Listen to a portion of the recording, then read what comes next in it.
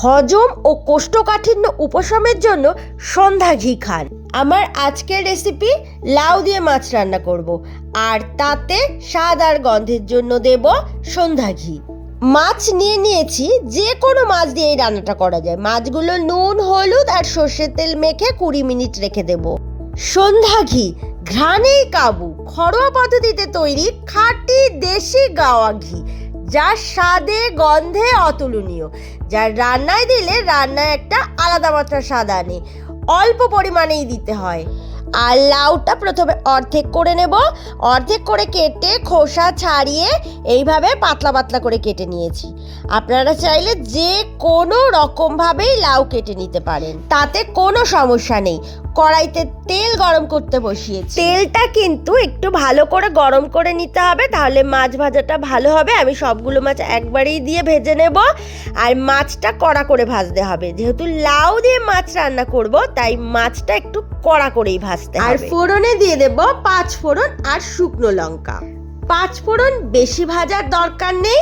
এখানে দিয়ে দিচ্ছি পেঁয়াজ কুচি। পেঁয়াজটাকে স্লাইস করে কেটে নিয়েছি, আর পেঁয়াজটা একটু নরম হয়ে আসলে এখানে গ্রেট করা আদা আর রসুন দিয়ে দিই। আদা রসুনটা একটু ভেজে নিতে হবে। আর তারপরে এখানে দিয়ে দিচ্ছি লাউ। সব কিছু ভালো করে মিশিয়ে নিয়ে এখানে দিয়ে দেব মটরশুঁটি আর এরকম লাল লঙ্কা। আদা রসুনের কাঁচা গন্ধটা চলে গেলেই তারপরে লাউ দিতে হবে। তারপর এখানে দিয়ে দিচ্ছি তেজপাতা, আর তেজপাতা দেওয়ার পর এখানে দিয়ে দিলাম ধনে গুঁড়ো। 2 চামচ পরিমাণ ধনে গুঁড়ো দিয়েছি, এখানে কিন্তু জিরে গুঁড়ো দেবো না। আর দিয়ে দিচ্ছি স্বাদ মতো নুন।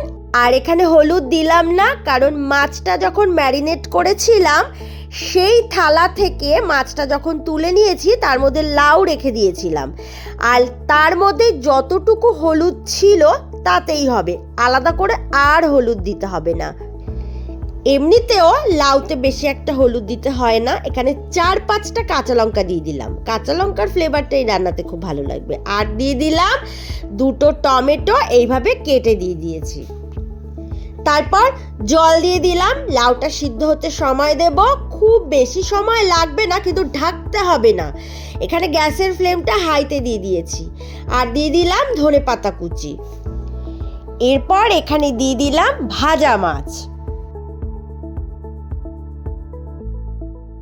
সবকিছু মিশিয়ে নিয়ে এখানে দিয়ে দিলাম সন্ধ্যা ঘি, অল্পেই বাজিমাত। ব্যাস, আর কিছুই দিলাম না, নামিয়ে নেব। সন্ধ্যা ঘি, যা স্বাদ, গন্ধ আর পুষ্টিগুণের জন্য বিখ্যাত। সন্ধ্যা ঘি একটি ব্র্যান্ড, যা মূলত হাবড়া, পশ্চিমবঙ্গ সহ ভারতের বিভিন্ন স্থানে পাওয়া যায়। কেমন লাগলো এই রেসিপিটা অবশ্যই কমেন্টে জানাবে। আর এতক্ষণ ধরে আমার সাথে থাকার জন্য অনেক অনেক ধন্যবাদ।